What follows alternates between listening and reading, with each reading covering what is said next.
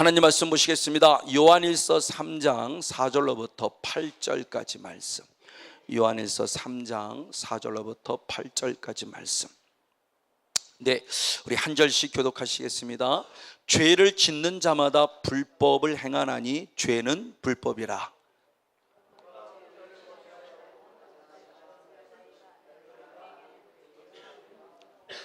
그 안에 거하는 자마다 범죄하지 아니하나니 범죄하는 자마다 그를 보지도 못하였고 그를 알지도 못하였느니라.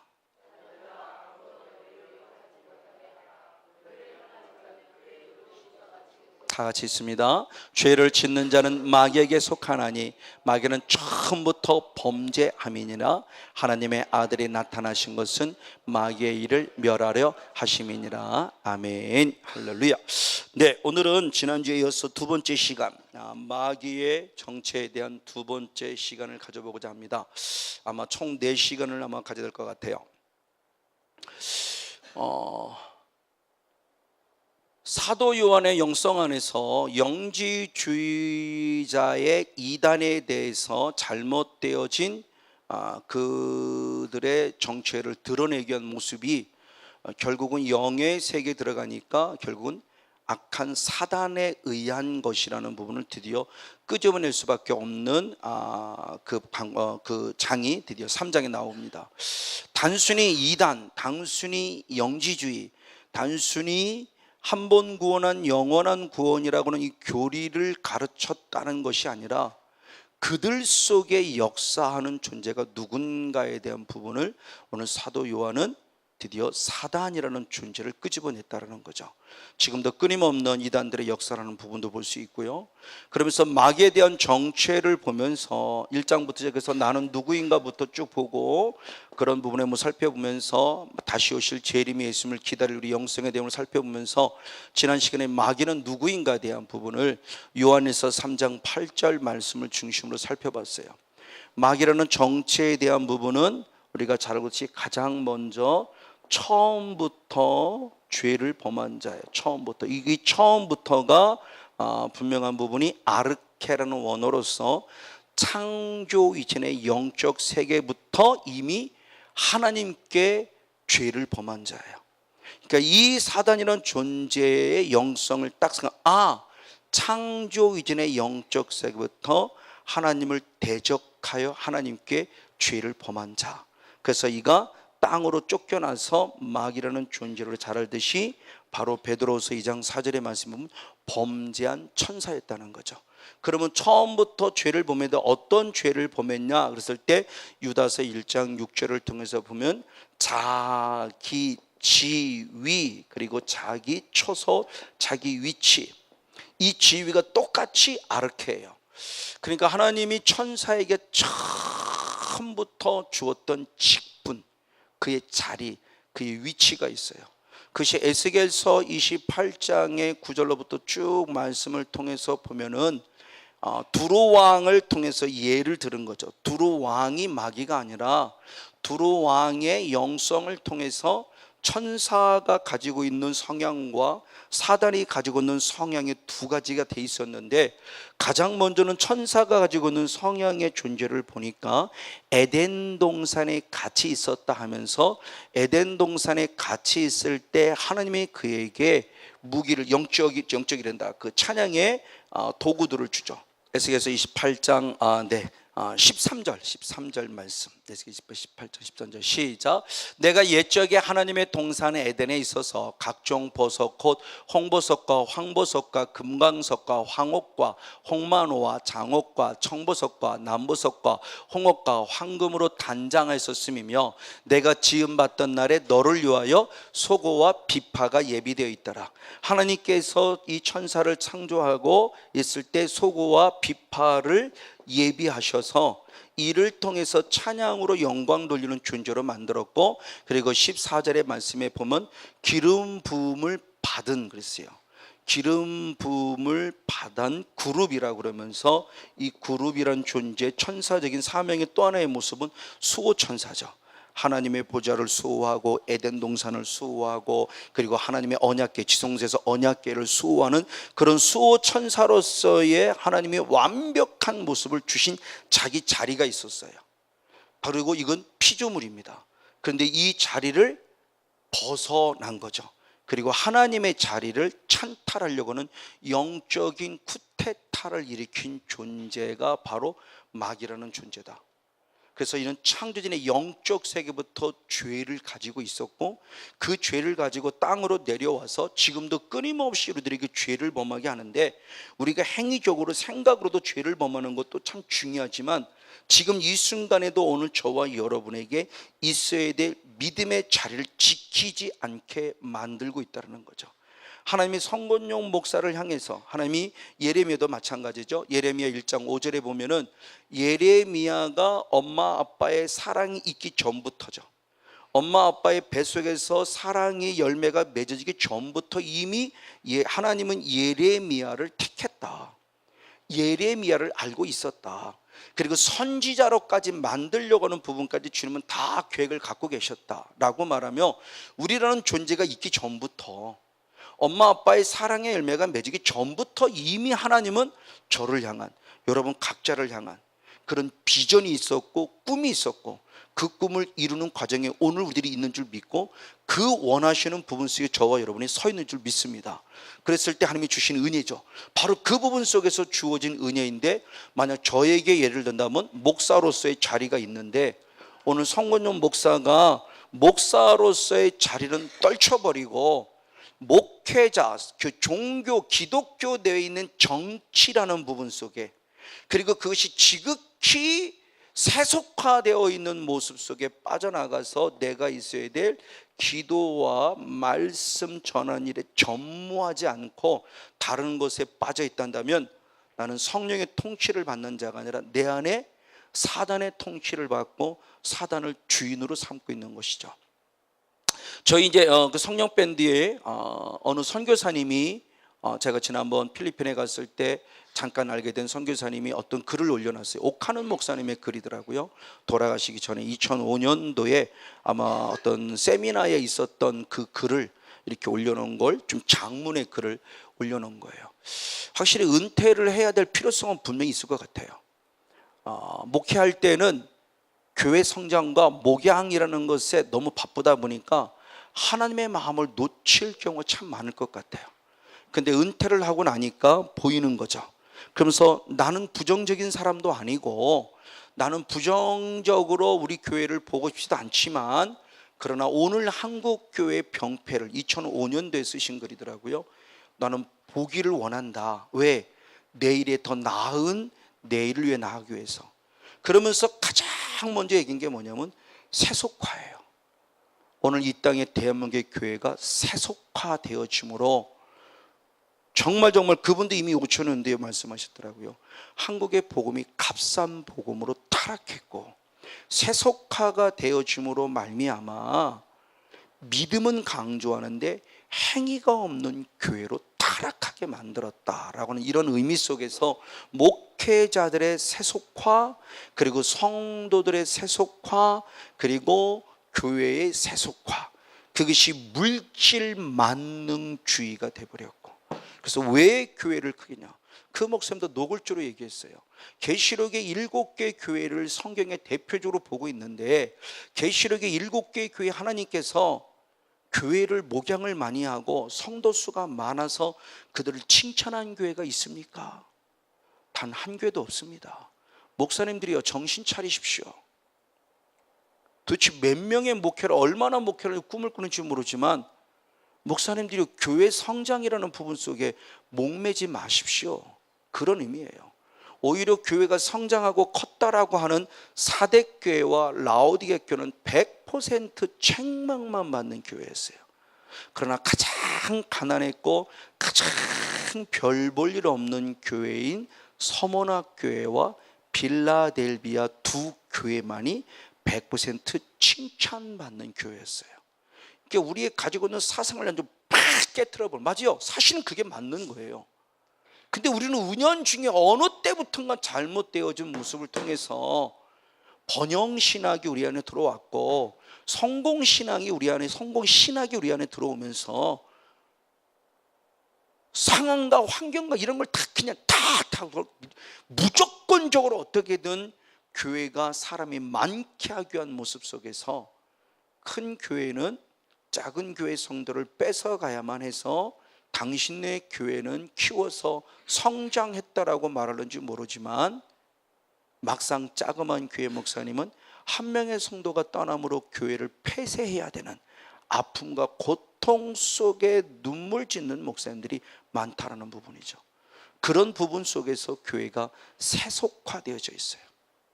그러면서 모든 목사님들이 큰 교회는 큰 교회대로, 작은 교회는 작은 교회대로 목사님들이 과연 내가 있어야 될 자리를 지키고 있냐는 거예요. 정말 말씀과 기도에 전무하는 이런 자리에 있냐라는 거예요. 어떤 분은 그러더라고요. 7시간 기도했다. 그렇죠? 자랑할 만해요. 충분히 자랑할 만합니다.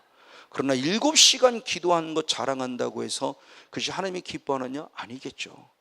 얼마만큼 7시간을 기도했으면 더 주님을 닮아가 있고 주님의 마음을 품은 모습이 그 목사님의 삶에서 향기로, 그의 삶에서 모습으로 드러나고 있느냐? 주님은 이걸 보시는 거지 7시간 기도해서 환상 보고 쓸데없는 소리 하는 이런 거, 이거 듣기를 원하지 않는다. 이런 개념 속에서 오늘 우리의 모습을 보는 거예요. 이게 사단의 역사죠. 오늘 저와 여러분이 있어야 할 자리를 못 지키게 합니다. 그렇죠?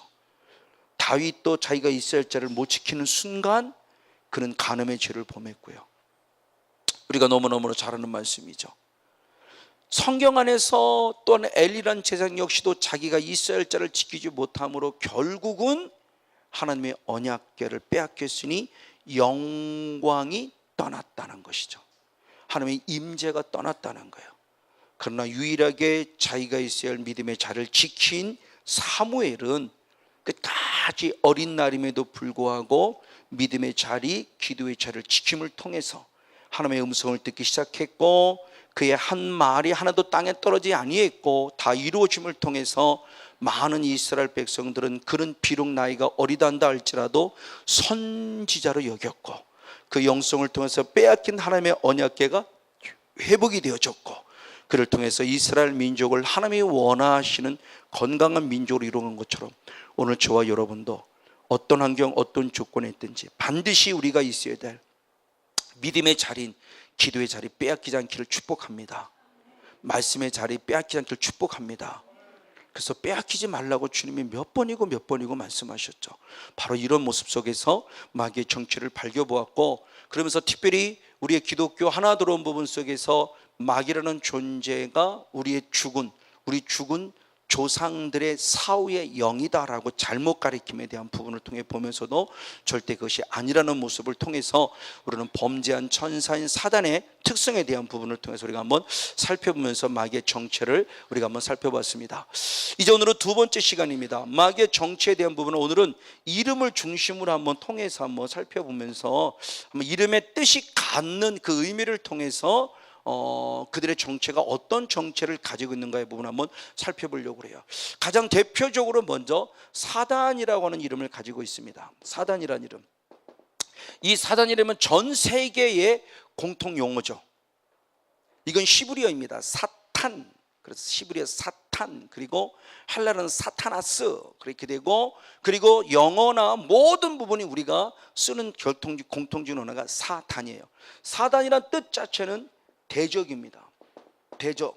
그러니까 누군가가 나에게 대적했다라는 이런 보통 명사로 쓰이던 단어예요. 대표적인 게 열왕기상 11장 25절의 말씀. 열왕기상 11장 25절의 말씀을 봅니다. 네, 같이 한번 읽겠습니다. 열왕기상 11장 25절 시작. 솔로몬의 일평생에 하닷에 끼친 환난 외에 르손이 수리아 왕이 되어 이스라엘을 대적하고 미워하였더라. 대표적 한 예를 든 거예요. 솔로몬 주변에 왕이 됐을 때 평화 정책을 원했지만 사실은 수없는 부분 속에서 고통과 괴로움을 당한 주변 민족들이 있었는데 그 한 민족이 뭐냐? 르손이 수리아 왕이 됐다고 하면서 수리아 왕의 르손이라는 왕을 한 사람 끄집어내는데 이 르손이라는 수리아 왕이 솔로몬을 무엇했다고 그래요? 이스라엘을 대적했다라고 그래요. 누군가를 대적하는 겁니다. 이것이 사탄이라는 명사예요. 그냥 보통 쓰는 명사입니다. 원래는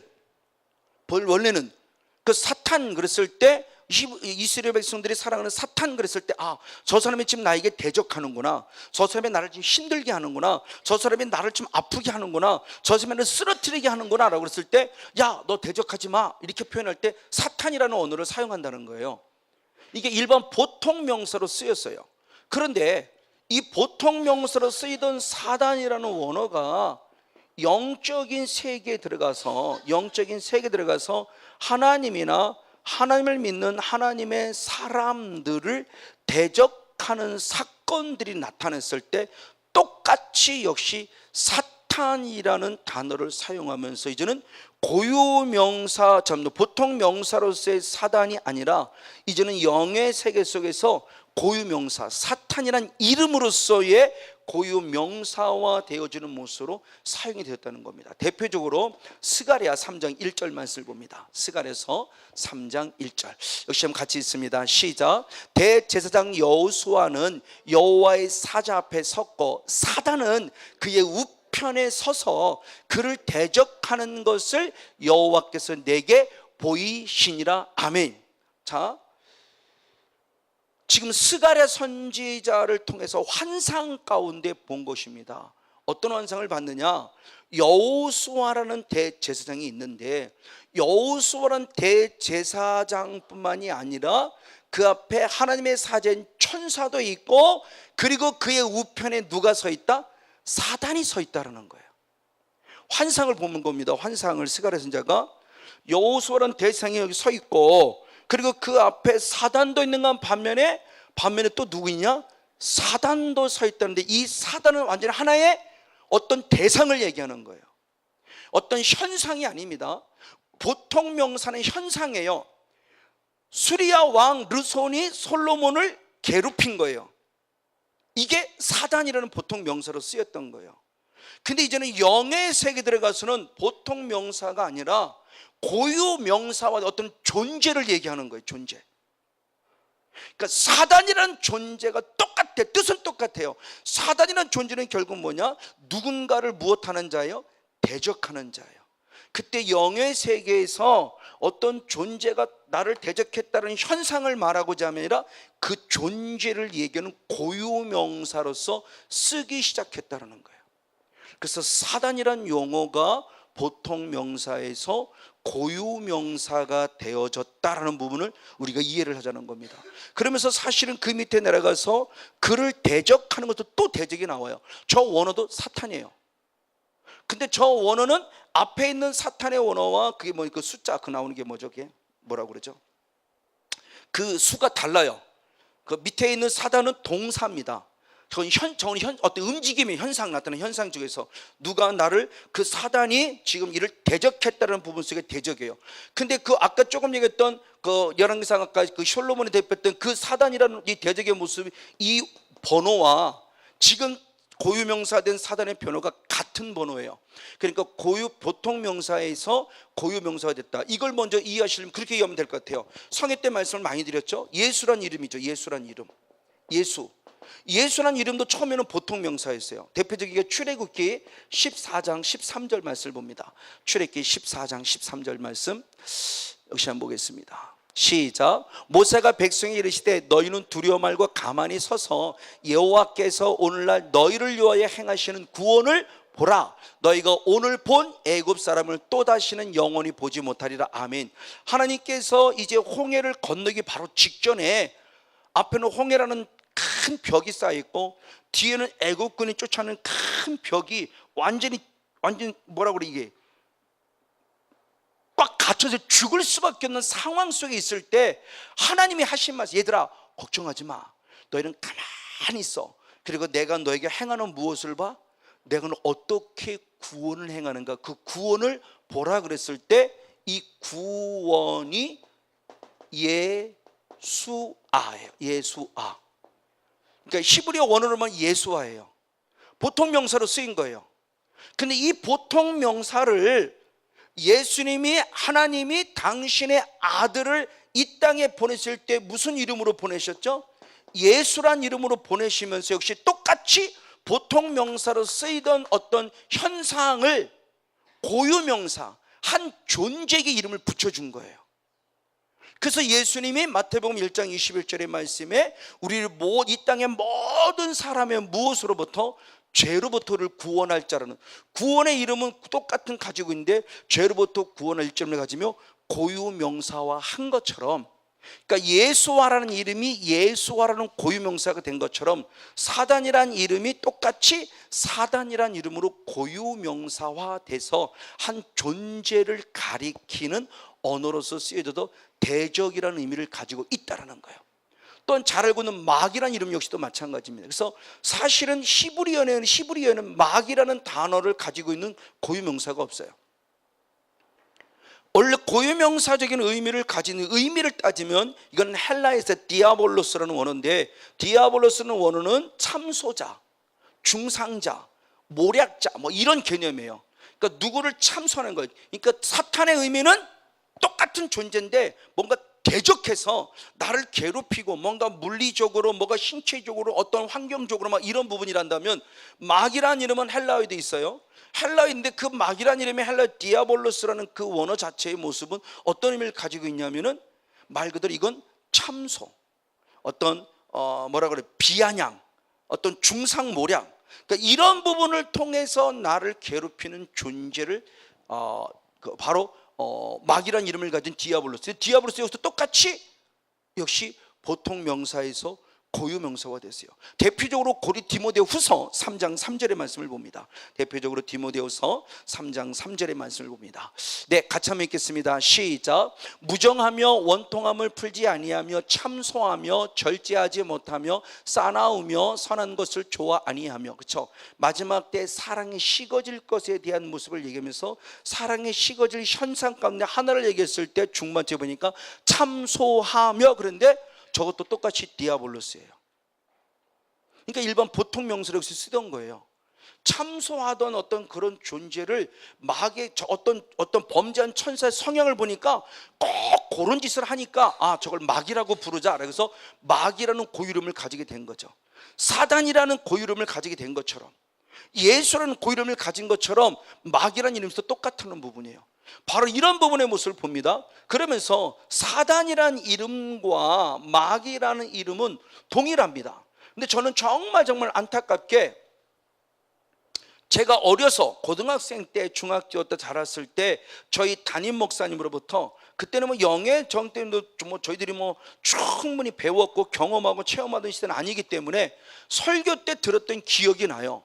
설교 때 어떤 설교를 들었느냐, 이렇게 배웠어요. 영의 세를 들어가면 사단이 있고 그 밑에 마귀가 있고 그 밑에 귀신이 있다, 이렇게 배웠어요. 이렇게 배워서 저는 처음에는 사단하고 마귀는 다른 존재이고 그 밑에 신화의 개념, 부하의 개념, 이런 식으로 봐서 1등, 2등, 3등, 그러니까 맨 꼬레비 쫄자, 이거는 한 중대장, 대대장 정도 되는 이런 정도, 이건 대장 이런 정도로 배워왔어요. 잘못 배운 거죠. 엄청나게 잘못 배운 거예요. 그러니까 제 의식 속에 그런 의식들을 가지고 있었었는데 신학교 때 들어와서 성경을 읽어보면서 아니네 라는 부분의 모습, 그 이후로 제가 목사님을 만나뵈지 못했기 때문에 당연히 바뀌었겠죠. 잘못 가르쳤다고 얘기하셨을 거라 생각이 되대요. 맞아요. 이런 부분을 보면서 이것이 어디에서 그랬느냐, 계시록 12장 9절과 10절 말씀을 봅니다. 계시록 12장 9절과 10절 말씀, 네, 역시 한번 같이 읽습니다. 시작. 큰 용이 내어 쫓기니 옛뱀 곧 마귀라고도 하고 사단이라고 하는 온 천하를 깨는 자. 큰 용이라고 했어요. 지금 사도 요한이 환상 가운데 봤는데 큰 용이에요. 이 큰 용을 누구라고 그랬냐, 바로 옛 뱀이라고 그랬습니다. 이 옛 뱀은 결국 지금 어느 때를 얘기하는 거예요? 에덴 동산에서 역사했던, 일하였던, 사단에 속아서 사단의 도구로 쓰였던 그 에덴 동산에 있던 그 뱀을 상징하는 거고, 큰 용, 그 옛뱀인데, 옛뱀 이걸 누구라고도 한다? 마귀라고도 하고 또 누구라고도 한다? 사단이라고도 한다라고 말하면 결국 마귀와 사단은 같은 존재를 이름을 달리 부르는 거예요. 왜? 일하는 성향이 달랐기 때문에. 사단은 무엇하는 자? 대적자. 마귀는 무엇하는 자? 참소자였어요. 그래서 이름을 달리 불렀을 뿐이지 위아래 급이 아니다. 그래서 한 존재를 사단이라고도 부르고 한 존재를 마귀라고도 부르고 있다는 겁니다. 바로 이런 부분의 모습을 보면서 이런 자들이 누구였느냐? 10절 말씀까지 연이어봅니다. 참 그러면서 온 천하를 깨는 자라 하면서 이들이 어디로 내어 쫓기니? 땅으로 내어 쫓기니 그의 사자들도 저와 함께 내어 쫓겼다. 그러면서 드디어 이 밑에, 이 마귀와 사단 밑에 누가 있었느냐? 그의 사자들이라는데, 이 사자들이 결국 잘 알고 있는 성경적인 용어로 보면 귀신이죠. 다이몬이라는 귀신이에요. 귀신의 존재. 그래서 이건 복수입니다. 복수. 사단과 마귀는 단수입니다. 성령님이 단수죠. 성령님을 복수로 보는, 성령님을 단수로 보듯이 똑같은 영의 존재 속에 마귀와 사단이란 존재 역시도 단수로 보고 그 밑에 있는 이들의 존재의 모습을 복수로 보고 있는 거예요 지금요. 그러면서 복수로 된 이 부분의 모습을 보면서 현대의 성경가를 보면, 쉬운 성경을 보면 거기는 뭐라고 했냐면 그 사자들을 그의 부하들 이렇게 의역을 했어요. 그러니까 귀신의 존재를 결국 마귀와 사단의 부하들로 보면서 이들은 어떤 일을 하는 존재인가? 땅으로 내어 쫓겼다. 그러면서 10절에 보면은 내가 또 들으니 하늘에 큰 음성이 있어 가로되 이제 우리 하나님의 구원과 능력과 그의 나라와 그의 그리스도의 권세가 이루었으니 우리 형제들을 무엇하던 자? 참소하던 자, 곧 우리 하나님 앞에서 밤낮 참소하던 자가 뭐됐다? 쫓겨났다. 할렐루야. 그러면서 이 존재가 지금 누구임을 얘기하는 거예요? 참소하던 자라고 얘기하면 쫓겨났다 얘기하는 거죠. 그러니까 결국 마귀라는 존재가 누구이며 사단이라는 존재가 누구이며 귀신이라는 존재가 누구인가에 대한 부분의 모습을 보면서 마귀란 이름이나 사단 이름은 보통 명사로 쓰이던 것이었는데 그거를 어떤 존재를 가리키는, 그 어떤 현상을 나타내는 그 존재를 얘기할 때 똑같은 그를 사단이라고 이름해야 되겠다, 마귀라고 이름해야 되겠다. 그래서 마귀란 이름을 붙였고 사단이란 이름을 붙여서 지금 우리들이 사용하고 있다. 그 부분의 모습을 충분히 이해를 하면 무슨 일을 하는 모습을 보면서 꼭 사단 같아. 그렇죠? 무슨 일을 하면서 남을 잘 비아냥거리고 잘 비웃는 것은 결국 마귀의 성향이죠. 마귀의 성향이에요. 자꾸 비웃어요. 그래서 느헤미야 9장 같은 걸 보면 산발락과 도비아와 이 게셈이 이스라엘 백성을 자꾸 무엇합니까? 비웃죠. 그들이 쌓은 그 성벽을 비웃어요. 야, 그거 여구도 올라가 넘어지겠다 그러면서. 지금도 사단의 마귀가 똑같이 우리들에게서 야, 네가 그런다고 기도가 응답될 것 같으냐? 이러면서 비아냥거린다니까요. 우리의 수고와 애씀을 헛되게 만들려고, 좌절시키려고, 낭망시키려고 우리가 참소하고 비아냥거린다고요. 이게 결국 마귀의 성향이죠. 그래서 우리들이 이게 지금 마귀가 역사한다고 빨리 캐치하라는 거예요. 마귀는 이렇게 일하는구나. 사단은 이렇게 일하는구나. 딱 캐치해서 사단이란 이름에, 그리고 마귀란 이름의 모습이 나타났을 때 내 안에 역사하는 존재가 이게 어둠의 존재로 빨리 파악해서 싸워 이기라는 거죠. 그래서 그의 이름의 뜻을 보면서 그들의 모습을 우리가 한번 살펴봤어요. 맞아요. 이렇게 창조전의 영적 세계 하나님을 대적했던 사탄이 결국에 잘하는 대로 어디로 쫓겨났습니까? 땅으로 쫓겨났죠. 창조의 영적 세계에서 이미 땅으로 쫓겨났어요. 땅으로 쫓겨난 다음에 성회 때 말씀을 드리죠. 에덴 동산을 통한 하나님의 나라를 이루기를 원하신 주님의 뜻으로 드디어 창세기 1장 1절의 창조의 사건 이후에 땅으로 쫓겨난 이 사단의 존재가 일하기 시작하는 겁니다. 자, 우리로 만드는 하나님의 에덴 동산에 만드는 아담과 하와도 일을 해야 돼요. 그렇죠? 생육하고 번성하고 충만해서 정복하고 다스리고 무엇해야 돼요? 지켜야 돼요. 정복해야 돼요. 다스려야 돼요. 그래서 결국 사단을 정복하고 사단의 나라를 정복하고 사단을 다스리고, 그리고 결국 이 사단의 나라의 모습을 해서 하나님 나라를 지켜가는 영성을 가져야 돼요. 반면에 그럼 사단이라는 이 땅으로 쫓겨난 사단이라는 역사 가운데 이 존재도 역시 그럼 가만히 있냐? 절대 가만히 안 있겠죠. 왜? 이미 이의 성향 자체는 하나님을 대적했던 존재이고 하나님을 대적했던 사단의 성향을 가지고 있기 때문에 때는 이때다 싶은 거죠. 그래서 베드로전서 5장 8절에도 말씀해 보면은 사단이라는 존재는 누구와 같이? 우는 사자와 같이 무엇한다고 그랬어요? 삼킬 자를 찾으려고 어떻게? 이 땅에 두루두루 다닌다고 그래요. 맞아, 이걸 노리는 거, 이게 틈을 노리는 겁니다. 사단이 지금 이 시간도 내 눈에 보이지 않지만 지금도 똑같아요. 이게 마지막 최후의 발악하는 사건이 요한계시록 12장 방금 읽었던 9절 10절 이후의 말씀부터 17절까지 말씀까지 계속 기록되어 있어요. 자, 이런 존재들의 모습이 결국은 두루두루 다니면서 결국 어디까지 침투해 들어오느냐, 우리가 잘 아는 대로 에덴 동산까지 침투해 들어와서 누구를 꼬십니까? 누구를 미혹합니까? 우리가 잘 아는 대로 아담과 하와를 꼬셔요. 근데 이 아담과 하와를 꼬시는 이 모습 가운데서 그들의 나타나는 모습을 하나님이 결국 대적하게 만든다는 거예요. 자, 사단이라는 존재가 내 안에 들어와서 나를 통해서 죄를 범하게 하는 것은 그냥 우리는 단순히 죄를 범했다라는 개념을 볼 수 있지만, 이 죄라는 개념으로 다시 한번 잘 생각해 본다고 그랬죠. 결국 죄는 누구로부터 왔다? 마귀, 사단으로부터 온 것이죠. 성향을 본다면 사단으로부터 왔어요. 근데 이 사단은 결국 하나님을 무엇한 자예요? 대적한 자예요. 누구를? 하나님을. 자기가 누구라고 해서? 하나님이라고 해서. 그러면 이 사단의 존재가 내게 죄를 범하게 했을 때는 지금도 나는 단순히 생각으로 죄를 범하고 행위로 죄를 범한다고 생각하며 죄에 대한 의식을 별로 잘 가지고 있지 않지만, 사단은 결국 성건용 목사를 통해서 죄를 범하게 함으로 그의 의도는 뭐예요? 네가 결국 누구라는 거예요? 하나님이라는 거죠.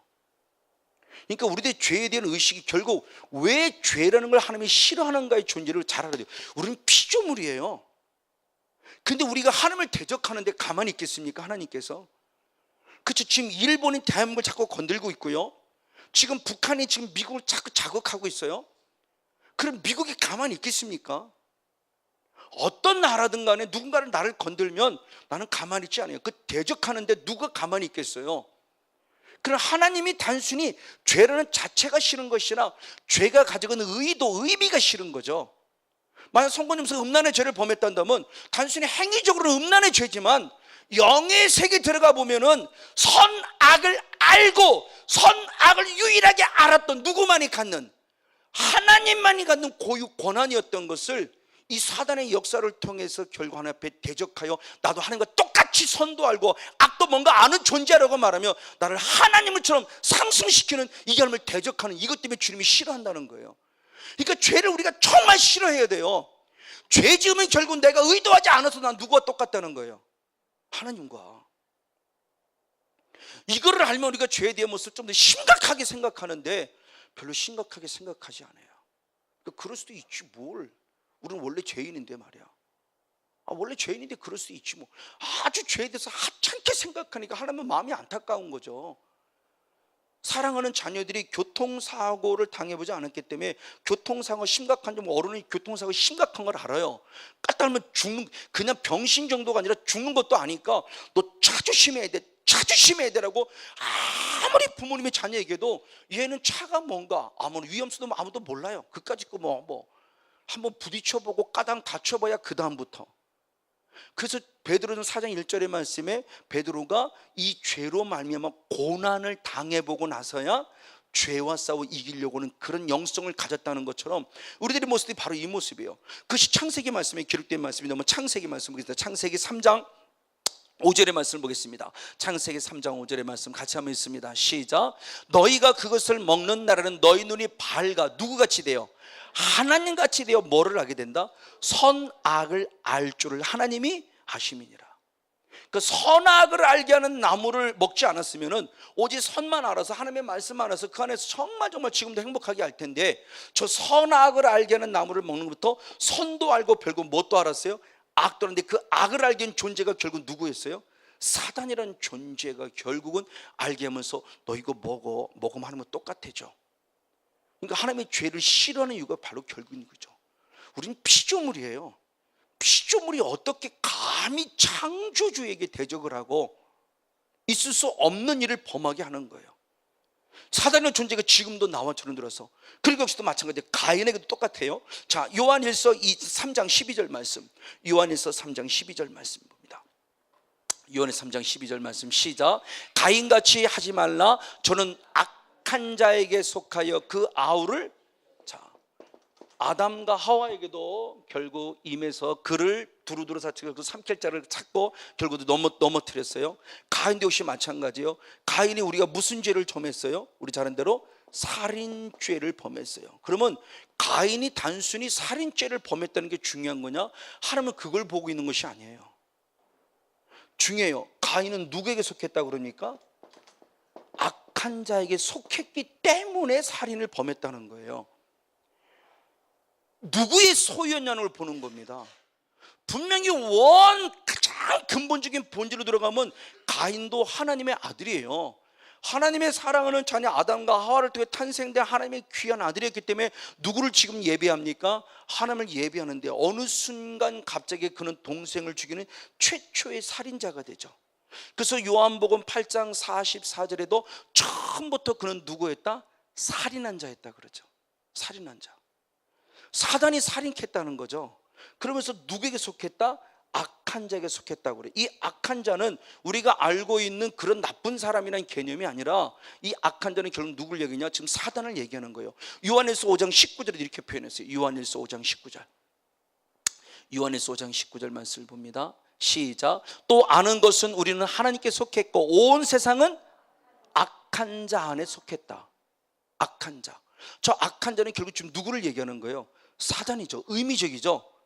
지금 의미적으로 표현한 거예요. 그럼 이 악한 자의 말씀을 대표적으로 말한 게 마태복음 13장 19절의 말씀을 봅니다. 마태복음 13장 19절을 봅니다.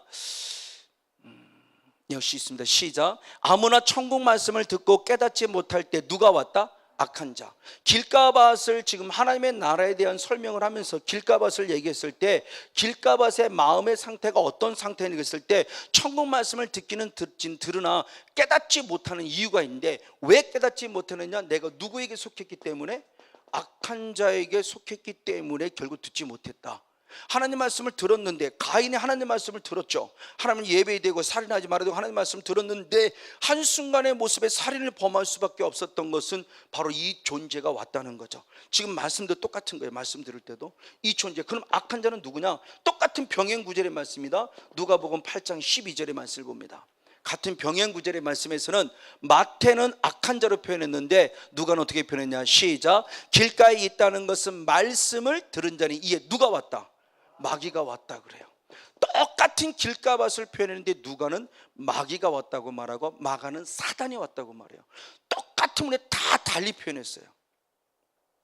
마태는 지금 악한 자라고 표현했는데 이 악한 자가 결국 누구라는 거예요? 마귀고 사단.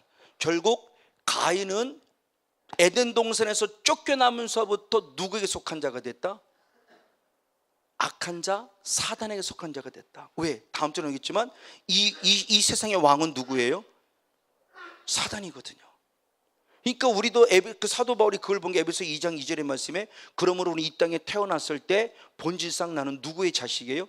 진노, 사단의 자식이라는 거예요. 태어나는 순간, 응애하고 태어나는 순간 내가 원하지 않음에도 불구하고 그러니까 결국 살인을 범할 수밖에 없었다라고는 이유에 대한 모습을 가인을 통해서 봅니다. 그리고 족장 시대로 돌아가면 잘한 대로 욥의 모습도 보죠. 욥기서 2장 한번 7절을 봅니다. 욥기서 2장 7절. 네, 같이 보겠습니다. 욥기서 2장 7절 말씀 시작. 사단이 이에 여호와 앞에서 물러가사 욥을 쳐서 그 발바닥에서 정수리까지 악창이 나게 하였다. 아멘. 결국 욥에게도 지금 누가 일하고 있다는 거예요? 사단이. 그렇죠? 창조의 세계부터 에덴 동산에 침투를 했던 사단이 아담과 하와만 넘어뜨린 것이 아니라 그 다음에 들어가 보니까 가인도 넘어뜨렸고 조금 더 깊이 들어가 좀 더 나아가 들어가 보니까 족장시대, 아브람과 같은 족장시대에 살았던 바로 욥에게도 사단이 노골적으로 나타나서 그의 삶을 간섭하고 있었고 그를 피폐하게 만들어갔던 모습이 있음에 대한 모습을 성경을 통해서 확인해 볼 수 있다는 거죠. 그러면 욥에게는 아니요, 모세 시대도 마찬가지였어요. 모세로 잘 알고 있는 발람을 통해서 민수기 25장 2절을 봅니다. 민수기 25장 2절. 민수기 25장 2절. 네, 같이 한번 읽습니다. 시작. 그 여자들이 그 신들에게 제사할 때에 백성을 청함해 백성이 먹고 그들의 신들에게 절하였다. 그 신들에게 절하였다. 발람 때문에 발락의 미혹을, 물질의 미혹을 받은 발람이 지금 이스라엘 백성을 저주하면서 이스라엘 백성을 지금 누구를 섬기겠냐? 그 신 바알입니다. 바알에게 무엇하겠다는 거예요? 제사하게 했어요. 그러니까 하나님 외엔 다른 신이 없기 때문에 하나님만을 섬겨야 되는데, 이 사단의 역사가 이제는 놀랍게 했을 때 나를 직접 섬기라가 아니라 어떤 형상을 만들어 놓고 그 형상 앞에 절하게 만들어서 결국 자기를 섬기게 하는 일들을 사단이 했다라고는 모습이에요. 이게 이스라엘 백성들이 나타나고 지금 우리들도요. 지금 우리들도 이걸 대표하는 모습이 신명기 32장 17절 말씀, 신명기 32장 17절 말씀을 같이 한번 읽겠습니다. 시작. 그들은 하나님께 제사하지 아니하고 누구에게? 마귀에게 했으니. 사실은 아까 히브리어는 마귀라는 단어가 없다고 그랬어요. 원어를 보면 귀신이라고 하는 게 나아요. 사실은 근데 그 의역을 하다 보니까 지금 이제 마귀라고 한 겁니다. 이와 같이 마귀에게 하였으니 곧 그들의 알지 못하던 신, 귀신들이에요. 근래에 일어난 신, 역시 새 신, 역시 귀신들이에요. 너희 열조에 두려워하지 않던 것들이더라 라고 말하며, 사단의 역사가 지금까지 알지 못했던 새로운 신들을 계속 만들어내서 그 신을 섬기게 하는데, 그것을 지금 누가 했다라는 거예요? 마귀가 지금 이와 같이 모세의 율법 시대에도 침투해 들어와서 우리의 존재들 지금 망가뜨려 가고 있어요. 이 말을 그대로 적용시키면 신앙생활하고 있는 성건용 목사에게 그대로 들어와서 우리를 지금 저를 쓰러뜨리고 넘어뜨리고 있는 거죠. 그래서 예수님께서는 하나님과 재물을 겸하여 섬기지 말라. 바알은 결국 뭐예요? 풍요의 신입니다. 물질의 신이에요. 만능의 신입니다. 만모니즘이에요. 이게 만몬이에요. 만몬. 지금 우리들에게 있어서 만몬의 신앙을 갖고 목회하려면 성공해야지 말이야. 성공이 뭔데? 교회 성도가 많아야지 말이야. 머릿수가 많아야지. 그래서 최소 1년에 그 큰 회계 마지막 결산했을 때 몇십억씩 나와야지 이걸 우리는 성공으로 보고 있고, 우린 그걸 지금 따라가고 있고, 그래서 교회가 이제는 경영 마인드로 바뀌었어요. 노골적으로 그렇게 가르쳤습니다. 교회 성장학을 배울 때 교회 어떻게 하면 성장하냐? 세상의 마인드를 끌어 경영학적으로 이끌어야 된다. 모든 걸 시스템화해라 라고 하면서 교회 지금 다 큰 그림 다 시스템화되어 있잖아요. 시스템 자체가 잘못된 건 아니지만 다 시스템화되어 있어가지고 철저하게 조직화돼서 세상의 모습이죠. 피라미드 형식. 피라미드가 어디서 나왔다고 그래요? 교회에서 나왔다고 그러잖아요. 그러면서 피라미드 형식으로 기가 막히게 하면서 이걸 다시 교회가 끌어들여서 지금 이런 식으로 해가면서 교회를 했는데, 이게 과연 하나님이 기뻐하는 걸까? 솔로몬 성전이 왜 무너졌냐는 거죠. 옛날에 성막을 가지고 있었을 때는 그러지 않았어요. 성막으로 있을 때는 그러지 않았어요. 근데 솔로몬 성전하면서 휘황찬란하게, 이게 다 중세시대 타락을 대표적으로 보여주는 교회고, 그 교회가 결국은 사대교회였고, 그 교회가 결국은 라오디게아 교회였죠. 바로 이런 것들을 보는 거예요. 여러분 아마 이번에 봐서 아실 거예요. 합이라는 큰 아픈 비가 내려서 휴스턴이 끔찍한 일을 당했을 때 유일하게 책망받는 교회가 있었어요. 굉장히 힘을 썼던 조엘 오스틴 목사님이 그 교회만이 문을 안 열었다고 그래요. 다른 교회들은 다 문을 열어 주일 예배를 못 들을 때는 다 개방해서 그 수재민들을 다 수용했는데, 그 교회만은 문을 열지 않았다고 그래요. 그래서 뭐를 어떻게 했다고 나름대로 항변을 했다고 그래요. 이렇게 좀 해명을 했다고 그래요. 오히려 더 비난받고 있다고 그래요. 도대체 뭐가 긍정의 힘입니까? 도대체 뭐가 예수님을 믿는 겁니까? 지금 우리들의 존재의 모습을 보십시오. 기가 막히게 바알이라는 신으로 들어와서 우리들 알지 못하는 사이에 세상의 가치를 그대로 기준해서 교회도 이렇게 해야 이게 성장한 교회라는 개념들을 갖고, 목회자부터 시작해서 성도들도 가지고 있고, 결국 그렇게 안 하면 나는 목회 실패자가 돼서 저도 좌절하고 낭망할 뻔했고, 성도가 없고 성도가 작으면 나는 큰 목회 실패자로 생각했고, 옛날에 국민일보는 그런 것도 나왔어요. 한번요, 목사가 교회도 부흥시키지 못하면 목사도 아니다, 노골적으로 나왔었어요. 전도의 내용을 얘기하면서 저는 그 내용을, 그 문구를 보고 그것 때문에 팍 꼬꾸라졌어요. 제가 막 힘들 때였기 때문에. 있는 성도마저 그나마 전도를 못하고 있는 성도가 나가서 교회 성도가 줄어들었으니 나는 목사가 아니죠. 그 목사님의 문구대로 말하면 저는 목사가 아니에요. 오히려 있는 성도를 뺏겨버리고 있는 성도를 줄어들었으니 전도는 못할 만정 평균을 이어간다면 그래도 목사로서 좀 더 가치를 바랄 텐데. 그러니까 이런 기준들이 결국 발람을 통해서 들어온 이 바알의 신의 역사가 지금 우리들에게 비추어주고 있다는 걸 지금 말씀하고 있는 부분의 모습이에요. 그리고 나서 더 나아가 사사시대에서도 마찬가지였어요. 사사기 9장 23절을 봅니다. 사사기 9장 23절, 하나님이 아비멜렉과 세겜 사이들 사이에 악한 신을 보내심에 세겜 사람들이 아비멜렉은 뭐였어요? 배반했어요. 배반하게 만들었어요. 누가 역사했어요? 악한 신. 그 악한 신은 역시 똑같이 악한 자의 모습같이 결국 누구를 얘기하는 거예요? 어둠의 영, 사단, 마귀를 여는 거죠. 자, 구석구석입니다. 창조시대부터 역사했어요. 그렇죠? 그의 아들에게 역사했어요. 가인에게. 그리고 율법시대에 역사했어요. 그리고 사사시대에 역사했어요. 그리고 왕정시대 마찬가지예요. 사울왕과 다윗은 똑같아요. 사울왕에도 역시 역사를 했었죠. 사울왕의 모습도 똑같지만 사울왕이 되기 전에 제사장의 시대도 사무엘상 2장 12절, 이게 대표적인 말씀입니다. 사무엘상 2장 12절 같이 한번 읽습니다. 사무엘상 2장 12절 시작. 엘리의 아들들은 불량자라 여호와를 알지 아니하더라. 아멘. 자, 제사장의 시대입니다.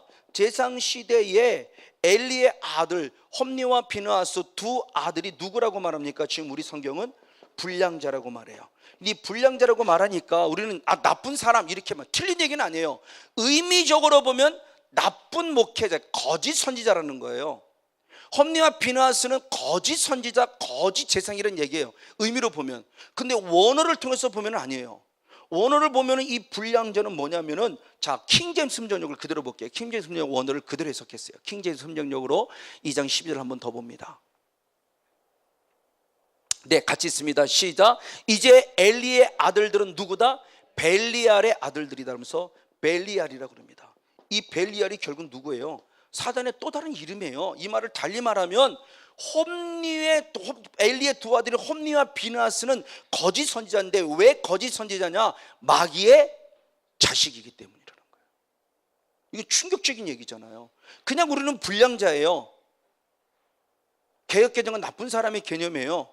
그러니까 우리는 아까 나쁜 목사인가 보다 이런 정도만 생각하는데 원어는 아니에요. 확실히 얘기합니다. 하나님의 아들 아닙니다. 누구의 아들이에요? 마귀의 아들이에요. 왜 그렇게 될 수밖에 없는 이유입니다.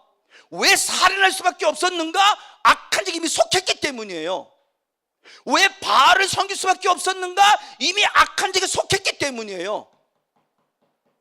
성건용 목사가 왜 나쁜 목사가 될 수밖에 없었는가? 이미 악한 적에 속했기 때문이에요. 우린 처음 태어나는 본질 자체가 진노의 자식으로 태어난 겁니다. 그러니까 얘를 처리하지 않으면 아무리 하나님을 믿는 것처럼 나와 있어도 까딱 잘못하면 나는 결국 천국까지 못할 수 있을 수 있다라는 거죠. 근데 전통적인 신앙에서는 믿음만 얘기했고 예수 피만 얘기했지 이 사역을 얘기를 안 했죠. 성경이 분명히 말하잖아요. 성령을 힘입어 귀신을 쫓아내야 하나님의 나라가 이루어진다라고 그러잖아요. 하나님의 나라가 이루어진다라고 하면 믿음이라는 게 과연 뭘까를 다시 보자는 말을 수없이 전하는 겁니다. 단순히 믿습니다라고 보지 말고, 아까 얘기했던 옥하는 목사님들 그게 있잖아요. 값싼 복음을 타락하면 믿음만 얘기했지 행위를 말하지 않았다고. 행위를 얘기하면 행위 구원처럼 막 이게 잘못된 이 교리가 들인 잘못된 고정관념 때문에 아주 그냥 불을 킵니다. 왜 행위 구원을, 무슨 행위 구원을 얘기를 합니까? 그럼 주일 예배를 드릴 이유도 없죠. 행위 구원, 그 행위잖아요. 뭐 주일 예배 드리고 뭐하러 드려요? 기도는 뭐하러 해요? 우리 머리카락을 새신바 되시고 우리 마음의 생각 이미 다 아시는 하나님인데. 근데 하나님이 하라니까 순종하는 거잖아요. 구원받으려고 우리가 기도하나요? 구원받으려고 예배드리나? 아니잖아요. 행위 구원이 아니잖아요. 구원받음이 감사해서 주님을 예배하는 거고, 구원받음이 감사해서 주님을 찬양하고 높여드리는 거고, 구원받음이 감사해서 나는 무익한 종입니다, 하야를 했을 뿐입니다라고 충성할 뿐이고. 그래서 믿음과 충성과 신실이 같다라는 말을 수없이 전했잖아요. 우리말로 믿음 따로 해석하고 충성 따로 해석하고 신실하다 따로 해석하지만 원어는 믿음과 충성과 신실이 피스토스라는 원어가 다 똑같아요. 그럼 믿음 있는 사람은 당연히 뭐 해야 돼요? 충성해야 돼요. 그럼 충성하지 않는 자는 결국 믿음이 없다는 거죠. 그 믿음 있는 사람은 당연히 충성으로 다시 행함으로 자기의 삶을 보여줄 수밖에 없는 게 사실인데, 이런 부분들 속에 우리가 교리라는 것에 딱 막혀서 이 부분 속에 옥하는 목사님 성령 밴드 들어가서 들어보시죠. 옥하는 목사님 거기서 교리 얘기했어요. 나도 합동치기라 그러면서 교리에 가득 차갖고 교리에 갇혀서, 교리가 잘못됐다는 것이 아니라 교리가 필요하지만 교리가 신앙을 앞서갈 수는 없어요. 아무리 해도 교리가 하나님의 말씀을 앞서갈 수는 없다는 겁니다. 말씀 안에 교리가 세워지고 교리가 만들어져서 교리를 통해서 말씀이 더 당당히 다져져야지, 교리 때문에 말씀이 깨지고 있다면 안 되죠. 바로 이런 모습들이에요. 이게 벨리알. 오늘날 주혜종 송건영 목사도 마찬가지예요. 벨리알이에요. 우리 잘 알듯이 그래서 바리새인들을 향해서 예수님의 마태복음 23장 33절에 뭐라고 말합니까? 이 독사의 새끼들아 그러잖아요. 하나님의 아들이라고 안 불렀어요. 정말 충격적으로 좀 들어야 될 것 같아요. 누구보다 하나님을 잘 알고 누구보다 말씀대로 산다는 바리새인들이에요. 율법에 흠이 없을 만큼 완벽하게 살았던 바리새인들인데 예수는 그들을 향해서 하나님의 사랑하는 아들이라고 한 번도 말하지 않았습니다. 독사의 새끼들아 그랬죠. 이게 지금 우리들에게 어떻게 적용될까, 이 말씀이요. 여기 나타난 이 홈리와 비느하스도 하나님의 아들이 아니었습니다. 벨리알의 아들이었어요. 저는 이런 말씀들이 은혜 안에 들어오면서 보이면서 이게 충격이 되면서, 그럼 나는 어떻게 될까? 너는 그럼 정결 아니요. 저도 얼마든지 벨리알의 아들이 될 가능성이 있기 때문에 십자가 앞에 무릎 꿇으려고 발버둥 치는 거고, 말씀과 기도에 전무하려고 발버둥 치는 거고, 교만하지 않으려고 발버둥 치는 거예요. 지금 힘쓰고 말들어 애쓰는 겁니다. 이런 영성이 지금 필요한 거예요. 왜? 사단이 이렇게 지금 구체적으로 아주 깊숙이 우리 삶에 지금 간섭하고 있는 걸 얘기하는 거예요. 사울한테서도 마찬가지입니다. 역시 성경을 봅니다. 사무엘상 16장 14절. 사무엘상 16장 14절을 봅니다.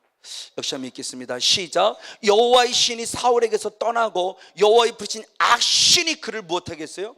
자, 사울 왕에게 놀랍게도 하나님의 영 성령은 무엇했어요? 떠났고 반대로 누가 들어왔어요? 악한 신이, 악한 영, 사단이 들어와서 지금 누구를 괴롭혀요? 사울을 괴롭히고 있다고 그래요. 그래서 역대상 10장 13절 14절을 봅니다. 역대상 10장 13절 14절 역시 있습니다. 시작. 사울의 죽은 것은 여호와께 범죄했습니다. 저가 여호와의 말씀을 지키지 아니했을 뿐만 아니라 또 신접한 자들에게 가르치기를 청하였고 여호와께 묻지 아니하였으므로 여호와께서 저를 죽이시고 그 나라를 이세 아들 다윗에게 돌리셨더라. 아멘. 지난주 말씀에 사무엘이 결국 누구를 찾습니까? 하나님께 기도했는데 주님의 응답이 없다라는 거예요. 응답이 없으면 이루어질 때까지 기도해야 되는데 응답이 없으니까 누구를 찾아요? 사무엘을 찾는 거예요.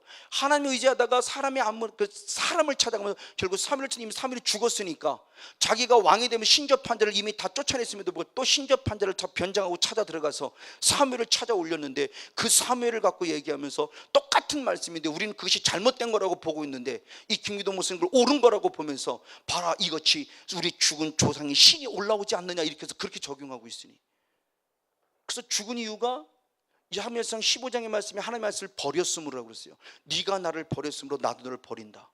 근데 그것만이 아니요. 그 다음에 신접한 자를 찾았어요. 하나님께 묻지 않았어요. 이것 때문에 결국 죽었고 왕을 뺏겨요.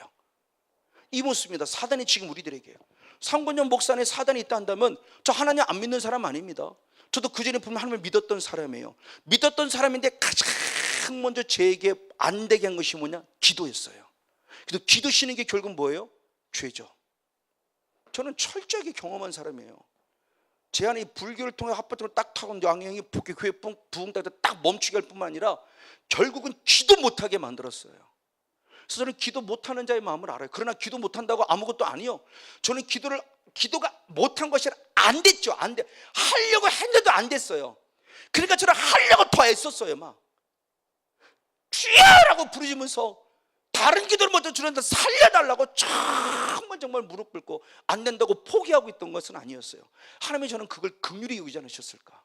우리가 지금 자유의지를 통해서 안 된다고 좌절하고 낭망하고 쓰러넘으면 안 되니까 더 해야지, 안 되니까 또 무릎 꿇어야지, 안 되니까 하나님 나좀 불쌍히 여겨주세요, 나 살고 싶어요, 살려주세요 라고 저는 주님께 부르짖었을 때 이제 내 손에서 그만 울어라, 내가 눈물을 보았다는 말씀을 듣지 않았을까? 그때 포기해버리고 울지 않았으면 하나님 그랬을 거예요. 나는 네 눈물도 못 봤다 그랬을 거예요. 살려고 발버둥 치는 그때 그 모습을 주님이 눈물을 봤다라는 거죠. 희식의 눈물을 보셨다는 것처럼. 맞아요. 안 되니까 하려고 했어요. 왜? 내 안에 성령님이 계시잖아요. 그러니까 성령을 통해서 이길 수 있다는 것이죠. 좌절하고 낭망하지 말자라는 겁니다. 근데 사울 왕의 존재는 결국 성령 자체가 떠나버려서 결국 악한 영에 사로잡힌 결과의 모습을 보자는 겁니다. 다윗도 마찬가지였어요. 성령 안에 있던 사람입니다. 역시 성경을 또 확인합니다. 역대상 21장 1절입니다. 역대상 21장 1절의 말씀 같이 보겠습니다. 한 목소리 같이 한번 읽습니다. 시작. 사단이 일어나 이스라엘을 대적하고 다윗을 격동하여 이스라엘을 계수하게 하니라. 아멘. 이 교만입니다. 나가 싸워 족족 이기니까 나도 알지 못하는 사이에 나를 드러내고 자랑하고 싶은 거죠. 히스기야도 자기를 자랑하고 싶다가 한순간에 무너져 버린 거예요. 자기의 세력, 자기의 세상의 권력, 자기 세상의 명예욕을 자랑하고 싶은 거예요. 그래서 사람을 계수하라고 그래서 하나님이 때때로 계수라고 시켰습니다. 하나님이 시킨 계수가 아니기 때문에 지금 이게 책망받는 거예요. 사단이 감동했다고 그래요. 사단이 감동해서 결국 다윗을 통해서 계수하게 만들었어요. 나중에 요압 장군이 아닙니다 얘기도 결국 실천하잖아요. 뒤늦게 깨닫죠. 주님 말합니다. 선택해. 너는 벌 받아야 돼. 그렇죠. 아비의 신앙은 반드시 주님 벌을 줘요. 어린아이 신앙은 잘못했으면 잘못했습니다 그러면 죄도 용서해, 죄값도 용서해 주는 게 거의 대부분인데, 아비의 신앙, 청년 이상의 신앙 그러면 이제는 주님 믿고 죄값을 치르게 해요. 너 7년 동안 기근을 당할래? 3개월 동안 옛날처럼 도망자가 될래? 3일 동안 네 백성 자체가 온역을 치를래? 빨리 끝내고 싶은 마음에 3일을 택했다가 그 3일 때문에 죄 없는 이스라엘 7만 명이 죽어요. 이걸 경험하고도 또 죄를 져요? 있을 수 없는 얘기죠. 이게 결국 성령 충만한 자였습니다. 늘 하나님께 묻던 자였어요. 성령 살짝 한순간에 무너질 수 있다는 겁니다. 설교는 저도 한순간에 무너질 수 있어요. 베드로도 성령 충만했지만 한순간에 주님 부인하고 말았어요. 이 사탄아라고 쫓겨나면서 책망을 받고 말았어요. 그렇게 성령 충만해서 주는 그리스도시여 살아계신 아들이라고 고백했던 그도 기도 안 했기 때문이죠. 결국 기도 안 했기 때문이에요. 기도 안 하면 다 넘어갑니다. 성건용 목사님들 아니요, 저도 넘어가요. 이 땅에 수많은 유명 목사님들 작년에 그 미국에서는 어떤 유명한 그 치유 사이트 누가 다녀가셨어요? 그분도 만약 기도 안 한다? 한순간에 무너져 버립니다. 여러분도 보시면 모르겠어요. 미국의 어느, 저는 그분의 이름을 알지 못하지만 어느 성령 사역제 최후의 그 최후의 마지막에 그 불행한 모습을 보면서 말 그대로 한때 이름을 날렸던 성령 사역자라는 거예요. 완전히 미쳤어요. 그 동영상 아주 참 비참하게 나옵니다. 기어다닙니다. 짐승이 돼갖고 이렇게 얼굴 몰골하고. 이게 성령 사역제 최후라고 하는 모습으로 한때 참 많이 떠다녔어요. 맞아요. 성건용 목사로 그렇게 되지 말라면 없습니다.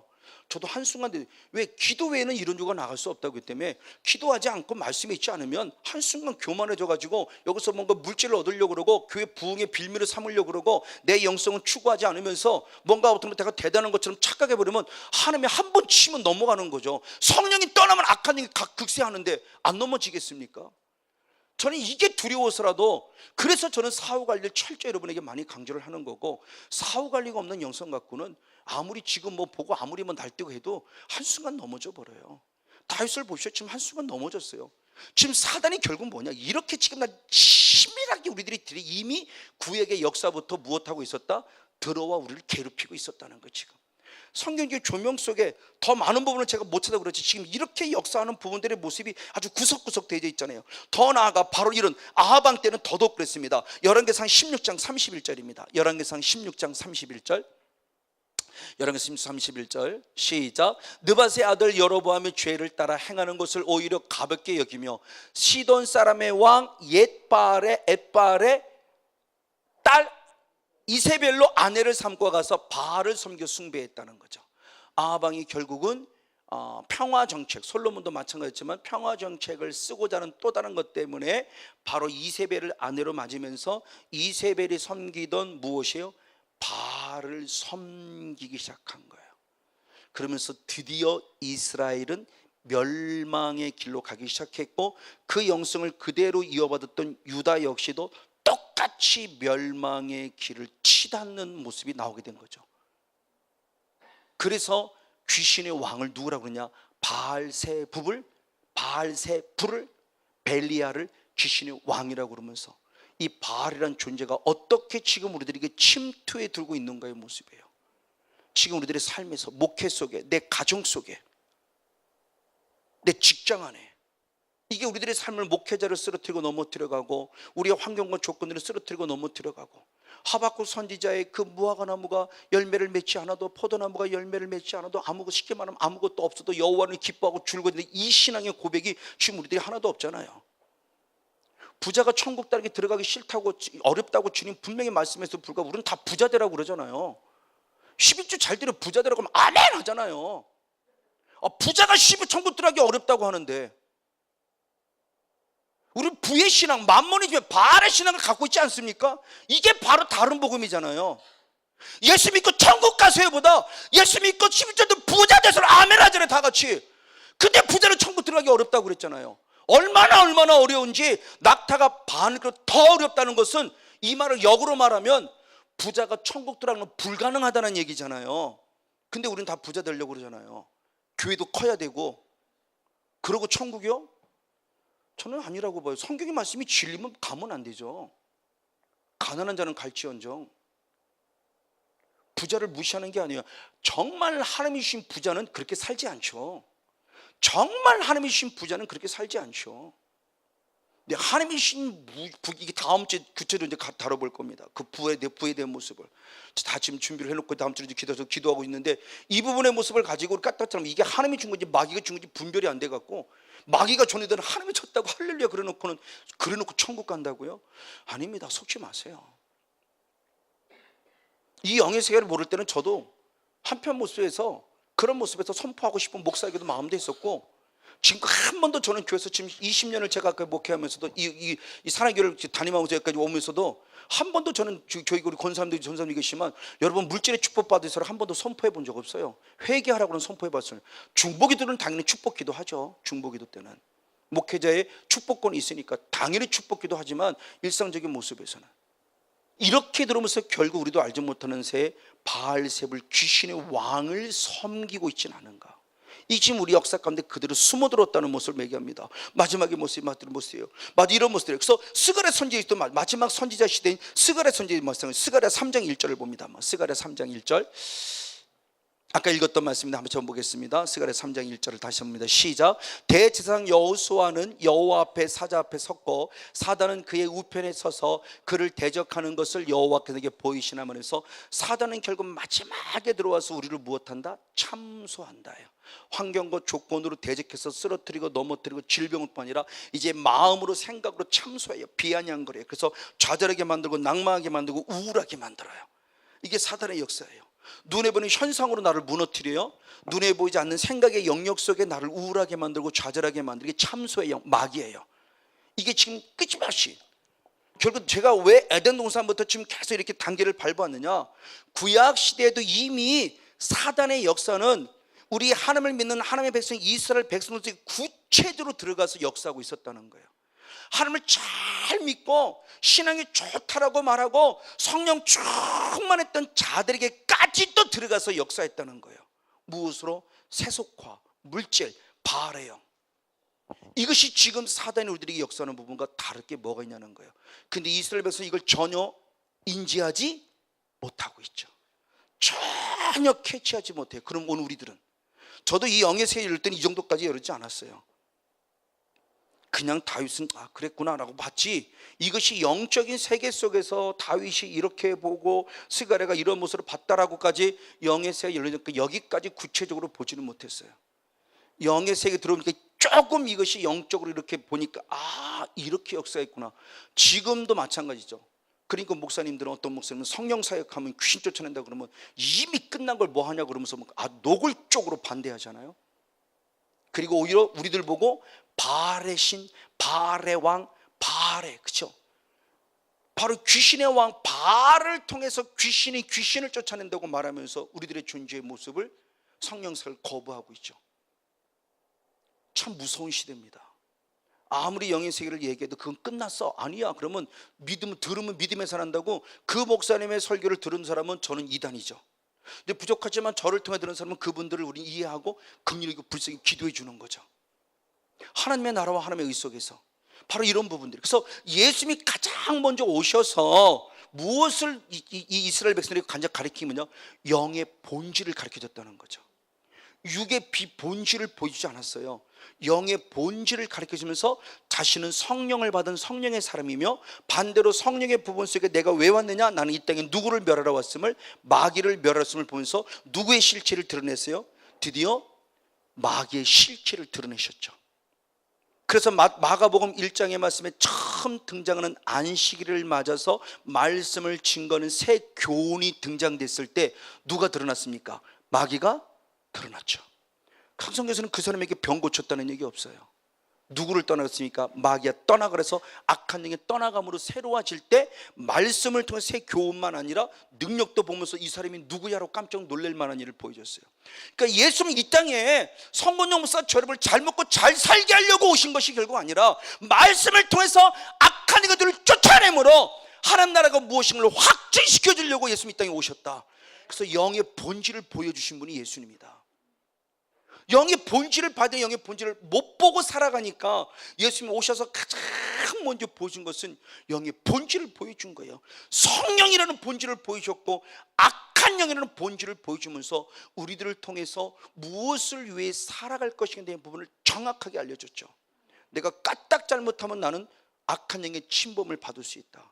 반면에 성령의 통치를 받아 성령 안에서 악한 영을 떠나 하나님 나라를 이루는 삶이 되어져야 한다는 부분을 예수님이 오셔서 가르쳤다는 것을 성경에 말하고 있죠. 그러면서 요한복음 8장 44절에 그것을 확증시켜 준 거죠. 요한복음 8장 44절의 말씀을 봅니다. 시작. 너희는 너희 아비 마귀에게서 났으니 너희 아비의 욕심을 너희도 행하고자 하느니라.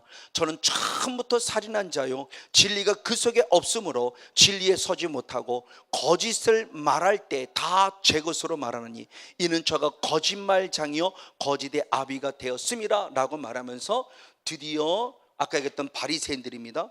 그 말씀에 놀랍게 요한복음 8장 31절 32절은 바리새인은 바리새인인데 그냥 바리새인이라 유대인이었다가 예수님을 믿은 바리새인이었어요. 제가 이 말씀을 보기 전까지는 이 말씀이 얼마 전에 깨달아진 거예요. 그냥 우리가 알고 있는 유대인 바리새인을 생각했어요.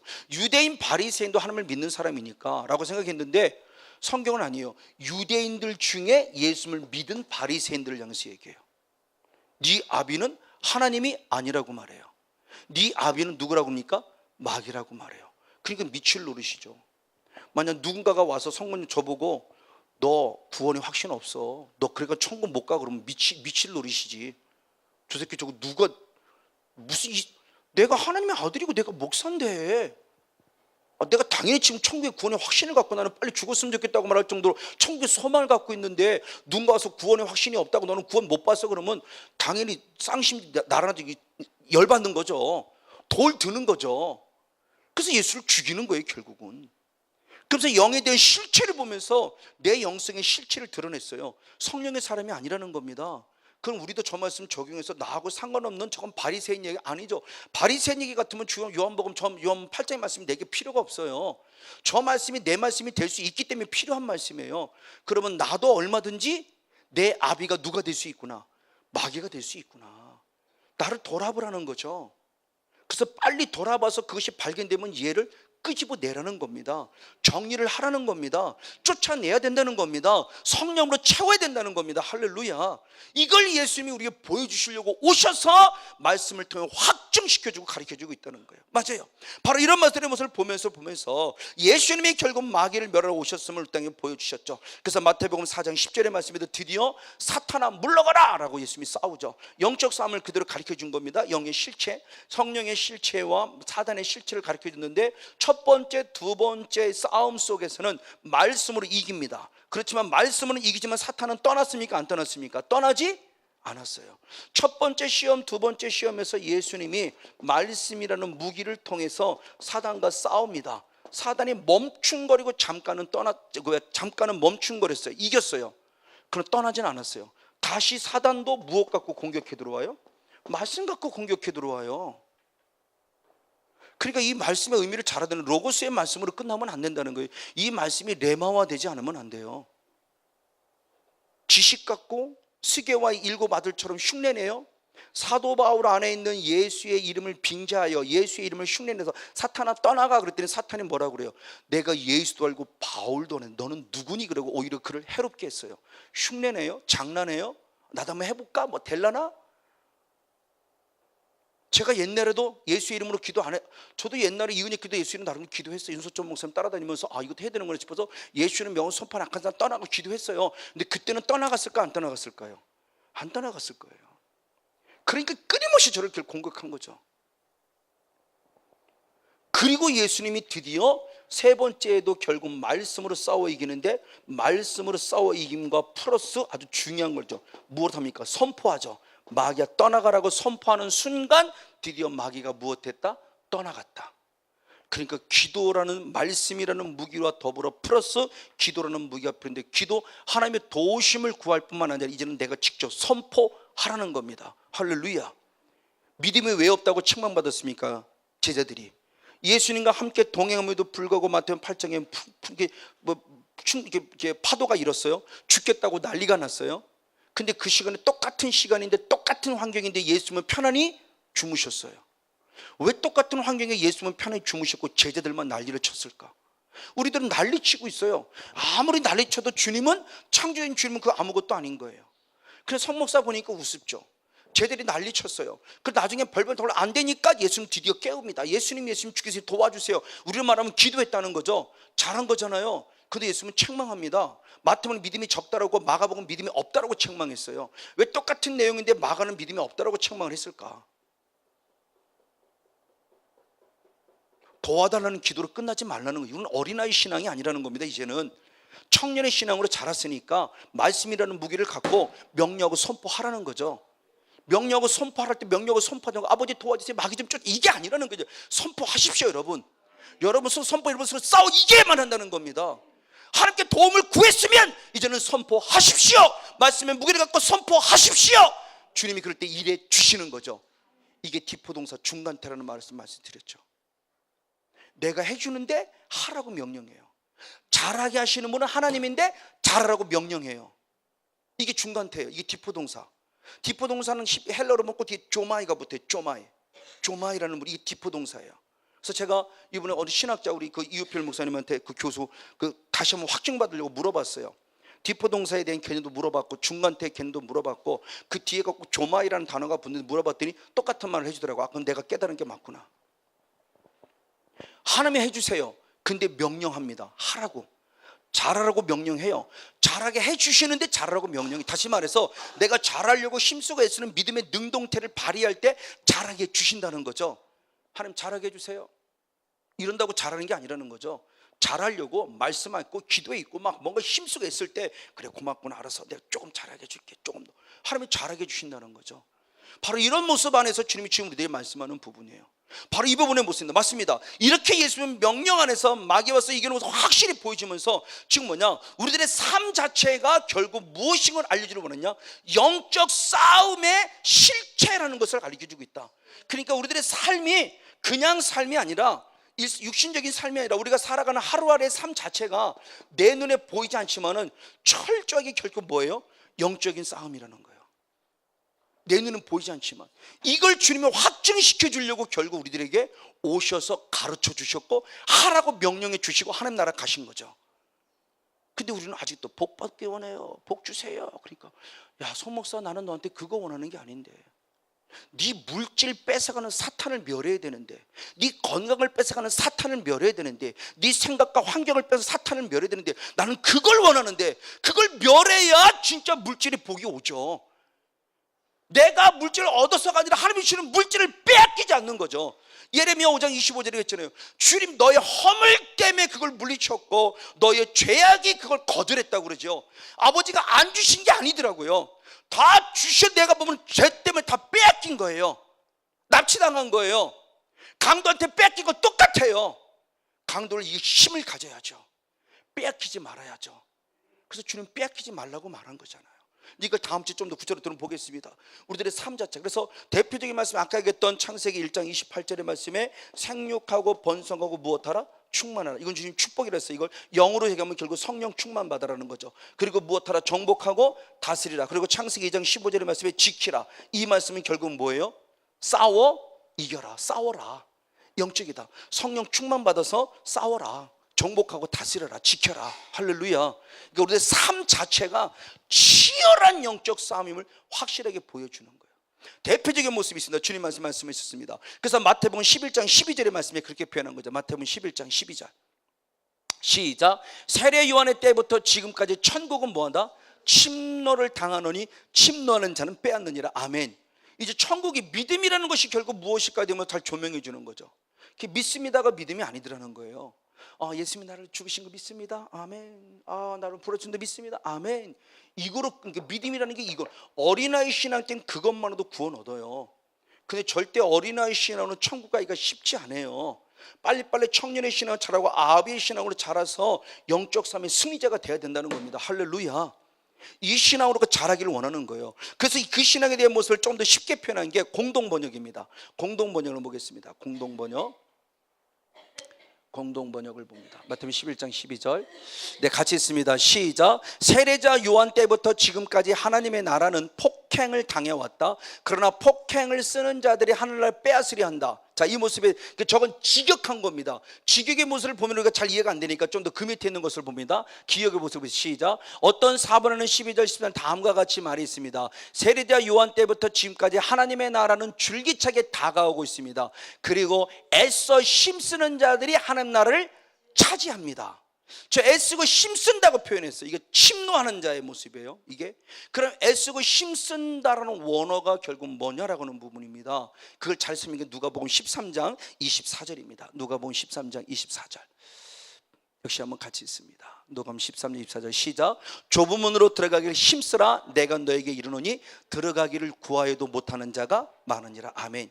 자, 우리의 구원의 개념입니다. 구원은 우리가 잘 알듯이 넓은 문이 아니라 뭐라고 그러죠? 좁은 문이고 좁은 길이에요. 근데 좁은 문이고 좁은 길인데 이 좁음과 좁은 들어가기를 무엇하라? 네가 힘쓰라. 안 되겠네라고 안 들어간다고 못하지 말고 힘쓰라는 거예요. 너희가 아무리 들어가길 구하여도 못하는 자가 많다고 그래요. 힘쓰지 않았거니 구하고 있다는 거예요. 저 정도로 그냥 일반적으로 구하는 대로 말하고 힘쓰라는 겁니다. 그럼 힘쓰라는 원어가 뭐가라는 거예요. 힘쓰라는 원어가 이게 똑같은 원어입니다. 디모데후서 4장 7절입니다. 디모데후서 4장 7절. 디모데후서 방금 그것도 같이 있어요. 누가복음 13, 24절도 같이 있고 디모데후서 4장 7절도 같이 있고 지우개 좀 찌워서 한 번 더. 네, 같이 한번 있습니다. 시작. 내가 선한 싸움을 싸우고 나의 달려갈 길을 마치고 믿음을 지켰다 그럴 때 선한 싸움을 싸우다라는 원어가 똑같아요. 아고니 조마이에요. 아고니 조마이. 자, 조마이라는 게 아까도 디포동사라고 그랬죠. 이게 중간태예요. 수동태가 있고 능동태가 있고 중간태가 있어요. 수동태와 능동태. 우리 한국과 보통 민족은 그냥 수동태, 능동태가 있어요. 근데 이 히브리인들이 사용하고 있고 이 헬라인들이 사용하는 모습에 중간태라고 하는 또 다른 어떤 특별한 용법이 있어요. 그 용법은 뭐냐? 분명히 그것은 명령형이에요. 명령형인데 중간태예요. 이건 결국 뭐냐? 아까 그랬던 디포동사 바로 조마이입니다. 아고니 조마이. 그것이 결국 뭐냐? 하나님이 나를 향한 명령이에요. 하나님이 해 주시겠다는 약속이에요. 하나님이 그렇게 하겠다는 약속입니다. 그런데 네가 힘쓰고 애쓰라예요. 나의 믿음의 능동적인 신앙을 이게 중간태 디포동사. 그러니까 하나님이 해주겠다는 약속인데 그걸 지금 내가 하기를 애써야 된다는 거예요.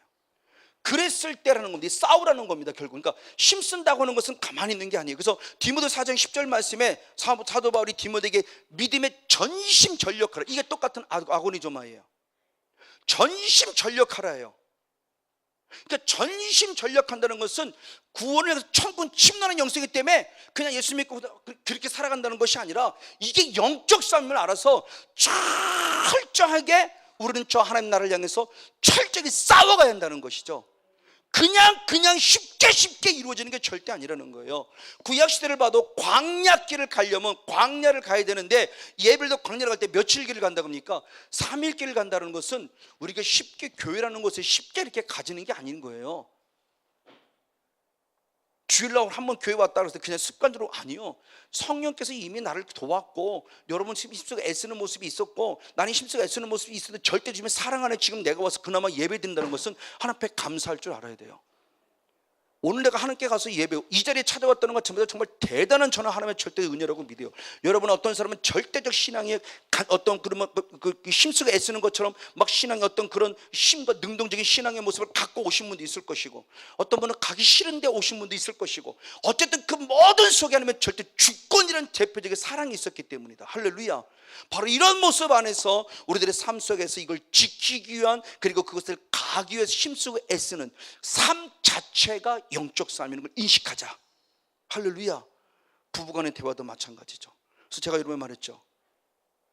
그래서 7월 달에 7월 성회를 하면서 고난론을 제가 성회를 얘기를 했어요. 다시 깨달아지는 그 고난론이었기 때문에 제 스스로 설교하면 저는 제가 은혜를 받았어요. 그리고 제게 주신 선물이 있었어요. 7월 성회를 마치고 바로 셋째 주에, 둘째 주에 성회 마치고 셋째 주에 사도 바울의 기름을 받을 때 제가 강력하게 기름을 받았고요. 그리고 그 다음 7월 맨 마지막 주에 108차 성회를 제게 또 맡겨서 팀장으로 섬겼을 때 제게 또 은혜를 강력하게 기름을 받는 선물을 받았고, 바로 이런 부분들. 그러면서 주님 앞에 제가 기도했던 모습에서 두 가지 된 부분이었죠. 두 가지 된 부분, 참 궁금했던 부분이에요. 성경에는 제자들이 축사한 내용이 하나도 안 나와요. 그리고 베드로가 예수님을 배반할 때 사탄아 떠나가라고 했는데 떠나갔는지 안 떠나 아무런 답이 없어요. 이게 저는 정말 궁금했어요. 이게 뭐야? 그럼 성경이 다 기록하지 못하니까 기록하지 않았을 뿐이야. 이미 예수님이 다 치유하고 회복했으니까 그런 능력이 나타나지. 우리도 지금 치유 회복되니까 능력이 나타난 거지, 쟤들이 그 능력이 나타난 거지. 이미 치유하고 기도해주고 축사해주고 했으니까 이런 능력이 나타난 거지, 기록되지 않았을 뿐이지. 저는 그렇게 믿고 있는 거예요. 왜? 우리들도 경험해봤고 성경에도 마치 손을 얹은 나무를 입으라고 했을 때 이미 그들이 치유 회복되니까 그 능력이 지금 나타나고 있다고 믿는 거죠. 근데 베드로에게는 분명히 능력이 있었는데 사단의 틈을 탔어요. 그리고 사탄아 떠나가라, 네가 하나님의 생각으로 사람의 생각으로 책망했어요. 근데 그 다음에 답이 없어요. 그리고 두 번째 또 결국은 누가복음 22장에 보니까 베드로에게 말할 때 사탄이 너희들 밀가루로 까부르고 있구나, 그러니까 안 떠났구나. 저는 답을 찾았어요. 그럼 도대체 이건 뭡니까? 왜 베드로에게 그렇게 사탄이 떠났다는 말씀이 없으면서 왜 다시 사탄에게 속는 내용이 나옵니까? 가룟 유다는 그도 그나마 예수님이 사탄아 떠나가는 말 자체도 없어요. 그럼 이게 뭡니까? 라고 저는 궁금증을 갖기 시작했고, 정말 좀 이 사역하면서 끊임없이 거의 8년 가까이 기도했을 때 드디어 사도 바울 기름 부음 때 강단에 엎드려 이것만고 집중적으로 방언하며 기도할 때 주님의 음성을 듣게 된 거죠. 그때 제게 주신 음성입니다. 제게 주신 음성이에요. 모델인이라. 그래서 네? 그 제가 여쭤봤어요. 네? 라고 할 때 제 머리에 탁 느껴지는, 회오리 치듯 탁 뭔가 이렇게 확 회오리 치는 것처럼 딱 이렇게 스치고 생각이 딱 들을 때, 아, 우리의 전통적인 신앙을 말하는 거구나. 전통적인 신앙 안에서 가룟유다 같이 사탄아 떠나가라는 말 한마디 안 하고도 신앙생활 하시는 분들이 있죠. 잘해서 정말 반드시 천국 가는 반면에 까딱 잘못하면 명령을 선포하지 않으면 결국 가룟유다처럼 주님을 부인할 가능성도 있다. 그래도 그나마 성령을 계속해서 예수님 명 선포 사탄은 떠나가라 안 했어도 한 번 정도 두 번 정도 저도 예전에 있었던 그런 거 해본 사람들이 있죠. 사탄은 떠나가 했는데 전혀 떠나가지 않은, 그래서 끊임없이 고통당할 수밖에 없는, 그래도 결정적인 순간에 사탄아 떠나가라고 예수님이 중복이 된 덕분에 그는 깨달아서 돌아올 수 있는 기회를 얻은 주님의 축복의 삶이었다. 그래 우리들의 삶에 깨달아, 아, 이 중복기도가 얼마나 중요한 거냐, 명령하고 선포하는 기도가 얼마나 중요한 거냐. 지금은 쓰러진 것 같아도 결국 명령하고 선포했고 기도했던 사람, 중복기도 해준 사람 반드시 돌아온다는 거죠. 그러나 사탄아 떠나가라고 기도 하나 한 번 그 소리 듣지 못한 사도 그 가룟유다들은 돌아올 기회마저 얻지 못했어요. 저는 충격이었습니다. 아, 이런 비밀이 있었구나. 이 중복기도가 이렇게 중요하구나. 그전에도 중복기도 해왔지만 중복기도 하는 겁니다. 그리고 또 하나 궁금한 게 있었어요. 그 또 기도하는 겁니다. 하나님 도대체 항상 기도하라가 뭡니까? 일상적인 걸 알아요. 쉽게 뭐 쌀 씻다가도 주여 모르고 기도한다, 이런 개념으로 생각했어요. 틀린 얘기는 아닐 거예요. 운전하다가도 기도합니다. 교회에서 기도, 맞아요. 이거 맞는 거예요. 틀린 얘기는 아니에요. 근데 이것 때문에 제가 마음이 시원하지 않았어요. 그래서 항상 기도하라가 뭐예요? 하나님, 쉬지 말고 기도하는 게 뭐예요? 무시로 기도하는 게 도대체 뭡니까? 라고 말했을 때 주님의 선명한 음성이 들려오는 겁니다. 뭐냐면 너희의 평상시 하는 말이니라. 아우, 충격이었습니다. 그렇구나. 그래서 베드로가 말할 때 베드로 4장 11절의 말씀에 너희가 무슨 말을 하든지 하나님의 말을 하는 것까지 하라. 아, 이거구나. 우리의 말 한마디 한마디가 바로 기도였구나. 이게 항상 하는 기도고, 이게 수시로 하는 기도고, 무시로 하는, 왜? 우리의 생각과 모습들이 대화 속에 나오는 거죠. 아내와의 평상시 모습의 대화 속에 나오는 거예요. 성도와 목회자의 평상시 모든 것들이 대화 속에 나오는 거죠. 영성 갖고 집중하지 않아도 평소에 내가 가지고 있는 생각의 모든 것들이 나오는 거예요. 그게 결국 이거구나.